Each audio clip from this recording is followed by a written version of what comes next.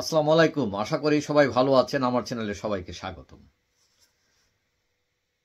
শেখ হাসিনা সরকারের পতনের পর মাঠে নেমেছে বিএনপি, জামাত, বিভিন্ন ইসলামী দল এবং কোণঠাসা অবস্থায় আছে আওয়ামী লীগ এবং বাম দলগুলো, মানে 14 দল। কিন্তু রাজনৈতিক পরিস্থিতি দ্রুতই বদলাবে। আমাদের দেশের রাজনীতিতে মেরুকরণ কে বন্ধু কে শত্রু এটা বোঝা মুশকিল।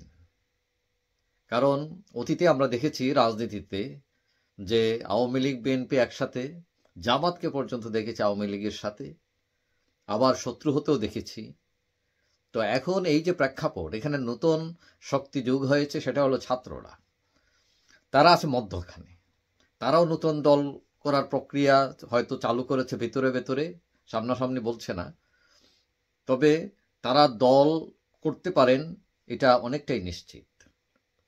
এখন হচ্ছে যে মাঠে আছে মূলত বিএনপি এবং জামাত।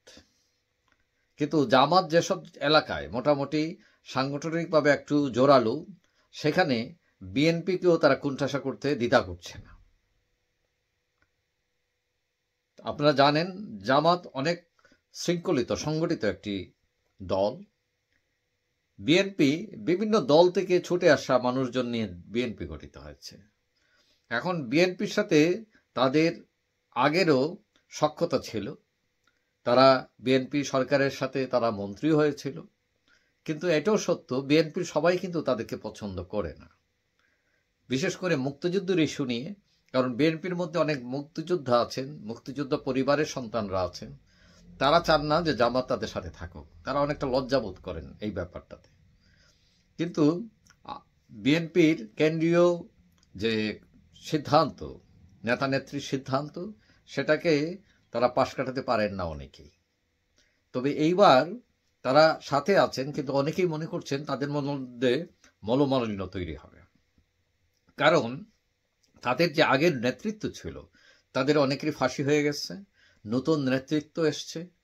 তারা কতটুকু ছাড় দিবে তাদের, বা কতটুকু তাদের সাথে থাকবে, সেটা একটা প্রশ্ন। শুধু বিএনপি তাদের নিলেই হবে না, সেখানে আরো অন্য ইসলামী দলগুলো আছে। এখন জামাতকে বিএনপি অনেকটা হুমকিও দিতে পারে প্রয়োজনে, যে তোমরা এরকম না থাকলে আমরা ওদেরকে নিব। আবার আরো ইসলামী দল আছে, তো এই ক্ষেত্রে তারা সরতেও পারে, নাও পারে। কিন্তু তাদের যে মেইন সংগঠন, ছাত্র সংগঠন, ছাত্র শিবির, এই ছাত্র শিবির তারাও সুসংগঠিত অনেক। তারা মনে করে যে, অনেকেই মনে করে যে বিএনপির সাথে থাকাটা মানে তাদের ঠিক না। কারণ দীর্ঘদিন তারা এই বাংলাদেশের রাজনীতি করে এককভাবে দাঁড়াতে পারে না। এখনো তাদের ভোটের হিসাব করলে তাদের দল অনেক একদম তলানিতে। তো তাদের উত্থান ঘটে নাই কেন, বা কোথায় সমস্যা, মানে অনেকেই মনে করেন, শিবিরের বা জামাতের অনেক মনে করেন যে কোনো দলের লেজুন না করে এককভাবে দাঁড়ানোর চেষ্টা করাটাই সবচেয়ে ভালো।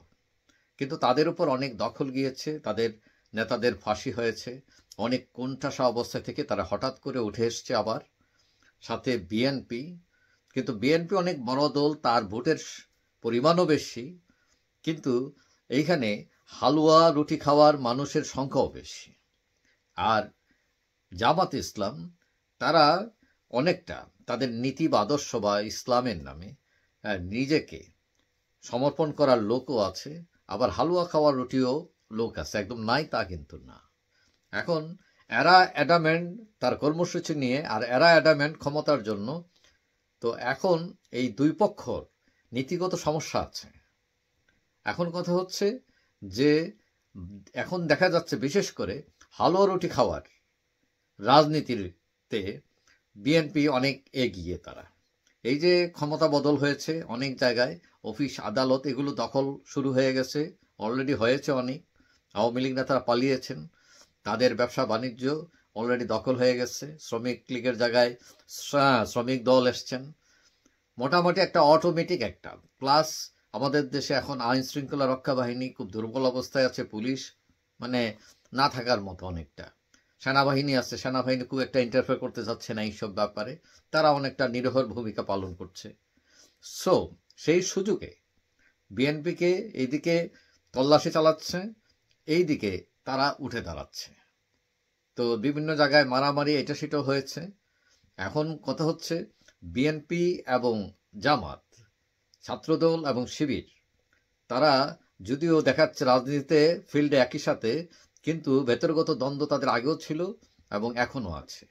এবং প্রয়োজনে ছাত্রদলকে আউট করতে শিবির 1 মিনিট অপেক্ষা করবে না। এবং অনেকগুলো শিক্ষা প্রতিষ্ঠানে ওরা গিয়ে ঢুকে দরকার হলে ছাত্রদলকে বের করে দেবে তারা, কারণ অতীতে আমরা এটাই দেখেছি রাজনীতিতে। সো তাদের মধ্যে একটা কলহ আগেও ছিল, এখন সেটা আরো প্রকট আকার ধারণ করতে পারে। বিশেষ করে যারা মধ্য পর্যায়ের রাজনীতি করেন, কর্মী লেভেলের রাজনীতি করেন, তারা অনেকেই মনে করেন যে বিএনপির সাথে থেকে তাদের খুব একটা ফায়দা নেই। এটা অনেকটা আগাছার মতো করে থাকা।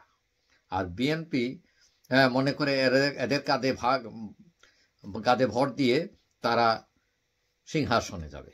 তবে অনেকেই এটা মনে করেন বিএনপি তার কৌশল বদলাইতে পারে, কারণ বিশেষ করে এইবার যেহেতু আওয়ামী লীগ মাঠে নেই এবং তারা মনে করে সামহাও কেউ থাকুক আর না থাকুক আমরা ক্ষমতায় যেতে পারবো, এটা তাদের বিশ্বাস বড় দল হিসাবে, যেহেতু আওয়ামী লীগ মাঠে নেই। তবে আওয়ামী লীগ মাঠে নেই, আওয়ামী লীগ যে আসবে না এটারও কিন্তু কোনো গ্যারান্টি নেই। রাজনীতি শেষ কথা বলে কিছু নেই, এবং এমনও হতে পারে যে জামাতের বিরুদ্ধে আওয়ামী লীগ বিএনপি একসাথে দাঁড়াতে পারে। এটা সময়ের ব্যাপার। যাই হোক, সবাই ভালো থাকবেন।